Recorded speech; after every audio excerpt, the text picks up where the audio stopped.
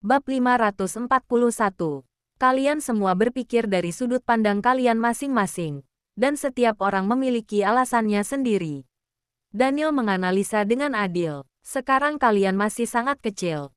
Boleh saja jika kalian ingin mempelajari apa yang kalian minati. Lagi pula akan lebih mudah dipelajari jika kalian minat di bidang itu. Terlebih lagi, kalian adalah saudara. Kelak kalian dapat saling membantu. Kalian jadi tidak akan terkalahkan. Kata-kata Daniel tidak hanya mengajari mereka akan sebuah moral, tetapi juga menyelesaikan pertikaian antara Carlos dan Charles, dan membuat mereka lebih bersatu. Iya, Carlos dan Charles menganggukkan kepalanya, kemudian saling berpelukan.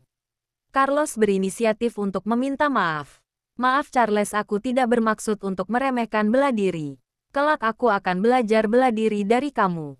Carlos, aku juga ingin belajar darimu. Ayo kita semangat bersama. Charles juga menyadari kesalahannya. Bagus. Daniel tersenyum dan melihat jam tangannya. Oke, istirahatlah selama 10 menit. Carlos boleh minum jus. Charles bersiaplah untuk belajar. Baik. Kedua anak itu menjawab serempak. Kemudian tertawa bersama. Aku harap waktu akan cepat berlalu. Aku benar-benar ingin belajar. Carla sedang menyisir rambut Barbie di tenda putri. Melirik keluar. Dan menghela nafas. Anak laki-laki benar-benar merepotkan. Anak perempuan lebih baik. Iya kan Olivia? Di depan pintu melihat hal ini, Tracy merasa sangat bahagia. Senyum bahagia muncul di wajahnya. Untuk apa kamu senyum-senyum? Daniel berdiri dan berjalan mendekat. Kenapa tidak masuk? Aku tidak ingin mengganggu kalian. Tracy menatapnya dengan lembut. Kamu adalah ayah yang baik. Tentu saja. Daniel penuh percaya diri. Tidak sia-sia membaca begitu banyak buku pendidikan anak-anak. Ketika aku masih kecil, aku tidak ditemani oleh orang tuaku. Jadi aku selalu merasa seperti ada sesuatu yang hilang dalam hidupku. Sekarang sepertinya aku membuat masa kecilku terulang kembali. Senang sekali bisa menemani mereka belajar dan tumbuh bersama. Tracy mengulurkan tangan dan memeluk pinggangnya, meletakkan wajahnya di dadanya. Dia sangat terharu dan berterima kasih, tetapi dia tidak ingin mengungkapkannya dengan kata-kata. Bodoh, aku lihat kamu seharusnya dipanggil Emily. Daniel menepuk punggungnya dengan lembut, dan berkata dengan lembut. Semakin seperti anak kecil, papi sudah waktunya kita belajar. Charles berteriak dengan tidak sabar. Mami tunggu setelah kelas selesai. Aku akan mengembalikan papi padamu. Lalu Mami bisa memeluknya. Sekarang Mami lepaskan papi dulu. Mami, saat Kak Charles sudah selesai, aku masih mau belajar. Jadi jangan menempel dengan papi. Carla juga berteriak dengan suaranya yang imut sambil cemberut. Papi, papi. Roxy terbang dan hinggap di atas kepala Daniel. Mengingatkannya berulang kali. Kelas. Makhluk-makhluk kecil tanpa hati nurani ini. Tracy tidak bisa menahan tawa. Dulu semuanya nempel padaku. Tapi sekarang mereka semua malah nempel denganmu. Aku memang banyak yang suka. Daniel mengangkat alisnya dengan bangga. Kembalilah ke kamarmu dan tunggu aku. Aku akan ke sana setelah memberikan kelas pada mereka. Aku tahu. Tracy berdiri berjinjit dan mencium bibirnya. Aku tunggu. Pintar. Daniel mencubit pipinya dan berbalik untuk mengajari Charles. Oke. Ayo tunjukkan bela dirimu dulu. Kakiku masih belum sembuh. Haruskah aku berlatih tinju? Charles berdiri dengan terhuyung-huyung. Sudah 2 bulan penyembuhan. Jika memang belum membaik, lukanya juga sudah tidak serius lagi. Daniel sangat ketat. Orang yang berlatih bela diri tidak boleh begitu lemah. Ayo cepatlah. Ya. Charles memberi hormat. Berjalan ke tengah dengan kakinya yang pincang. Dan mulai menunjukkan seni bela dirinya. Daniel duduk di sofa dan menyaksikan. Sudut bibirnya melengkung dengan puas. Tampaknya masing-masing dari mereka memiliki kelebihannya sendiri. Anak ini terlihat sedikit lebih besar. Dan dia terlihat bagus ketika dia berlatih kungfu. Bagus. Lanjutkan. Baik. Tracy sangat lega melihat anak-anak belajar dengan serius. Dia sekarang merasa bahwa metode pendidikan Daniel lebih berguna daripada miliknya. Dia tidak mengganggu mereka lagi. Diam-diam keluar dan menutup pintu. Saat dia berbalik, tiba-tiba ponselnya berbunyi. Bab 542. Tracy melihat siapa yang menelpon. Itu adalah nomor yang tidak dikenalnya. Dia ragu-ragu untuk sementara waktu, tetapi dia tetap menjawabnya. Bibi Tracy. Rupanya suara anak kecil. Tracy tertegun sejenak dan bertanya dengan curiga, "Siapa kamu?" "Aku Christian." Suaranya lembut dan hati-hati. "Apa kamu mengingatku? Aku teman sekelas Carla." Ingat, Tracy sedikit terkejut. Dia tidak pernah berpikir bahwa Christian akan menelponnya. "Ada satu hal. Aku ingin meminta bantuanmu." Suara Christian sedikit tersendat.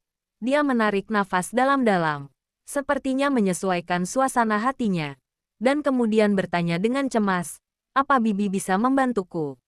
"Katakan saja." Tracy tidak bisa menolak permintaan seorang anak kecil. Christian berbicara dengan hati-hati menunjukkan bahwa dia sembunyi-sembunyi menelponnya. "Ketika aku pergi dengan nenek hari ini, aku bertemu Paman Marshall dan Bibi Lemmy. Mereka diam-diam mengatakan padaku bahwa Mami, kakek Frank dan nenek Beatrice dibawa pergi oleh orang jahat. Jika tidak menyelamatkan mereka, mereka akan mati." Ketika dia mengucapkan kata-kata ini, suara Christian bergetar, dan nafasnya sangat tidak stabil. Di telepon Tracy tampaknya dapat merasakan bahwa anak itu sedang menangis, tetapi dia mencoba menahannya. "Christian, jangan panik. Bicaralah pelan-pelan, Bibi ada di sini." Tracy buru-buru kembali ke kamar dengan ponselnya, dan menghibur Christian dengan lembut. Tidak peduli kebencian macam apa yang mungkin ada di antara orang dewasa. Pada saat ini Tracy hanya merasakan kasihan pada anak ini. Anak ini baru berusia 3 tahun setengah, dan suaranya sama belum dewasanya dengan Charles. Namun dia harus menanggung hal-hal mengerikan seperti ini. Tracy merasa sangat kasihan. Mereka bilang Christian menarik nafas dalam-dalam dan berkata dengan penuh emosi, "Aku harus memohon padamu, jika ingin menyelamatkan Mami, kakek, dan nenek." Tracy ragu-ragu. Sebenarnya dia sudah ragu ketika dia melihat pesan minta tolong dari Beatrice dan Frank. Bukan karena Beatrice dan Alice pernah menyakitinya, tetapi yang lebih penting dia tidak ingin terlibat di dalamnya. Dia sendiri tidak memiliki kekuatan untuk menyelamatkan mereka. Jadilah harus bertanya dan meminta tolong kepada Daniel untuk melakukannya. Dia tidak mau karena dirinya Daniel berselisih dengan keluarga Garcia. Di dalam dunia bisnis tidak baik jika memiliki banyak musuh. "Bibi, aku mohon, tolong selamatkan mamiku, tolong." Di ujung telepon Christian menangis dengan gemetar, tetapi dia tetap mencoba untuk menahannya, dan tidak berani menangis terlalu keras. Semakin dia melakukan itu, semakin membuat orang sedih. Hati Tracy sudah sedikit melunak. "Aku tahu. Mami dan nenekku dulu sering menindasmu. Itu memang salah mereka. Atas nama mereka, aku minta maaf padamu. Jika Bibi menyelamatkan mereka, aku pasti akan mengingat kebaikan besarmu. Dan tunggu aku tumbuh dewasa. Aku pasti akan membalas kebaikanmu." Christian hampir menganggap Tracy sebagai harapan terakhir untuk menyelamatkan hidupnya. Dia percaya bahwa hanya Tracy yang bisa menyelamatkan nyawa Mami dan kakek neneknya. Karena itu, dia menggantungkan semua harapannya kepada Tracy. "Kumohon." Christian terus menangis dan memohon. Hati Tracy akhirnya melunak, dan ia pun menyetujuinya. "Oke, aku akan mencari cara." "Terima kasih Bibi. Terima kasih." "Christian, apa yang kamu lakukan di dalam kamar mandi? Dengan siapa kamu berbicara? Buka pintunya." Dari ujung telepon terdengar suara Veronica. "Bibi, nenek datang. Aku akan menutup telepon dulu. Terima kasih, aku akan mengingat kebaikanmu."